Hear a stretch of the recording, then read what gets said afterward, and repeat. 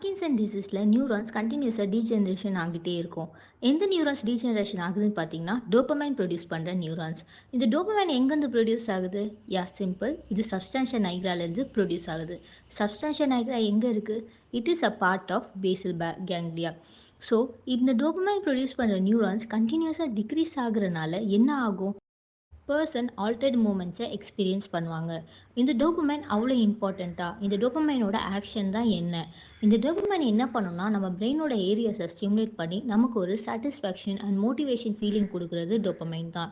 இது மட்டும் இல்லாமல் இதோட மேஜர் ரோல் பார்த்தோன்னா மெமரி கண்ட்ரோல் பண்ணுறது, நம்மளோட மென்டல் ஸ்டேட்டை மெயின்டைன் பண்ணுறது, sleep, learning, concentration and movement, இது மட்டும் இல்லாமல் சம் அதர் பாடி ஃபங்க்ஷன்ஸ்.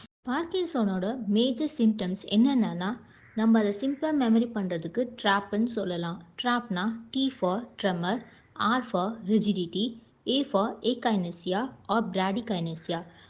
ஏகைனசியானா மூமெண்ட்டே இருக்காது, பிராடிகைனசியானா மூமெண்ட் ஸ்லோனஸ் இருக்கும், அண்ட் பி ஃபார் பாஸ்டரல் இன்ஸ்டெபிலிட்டி.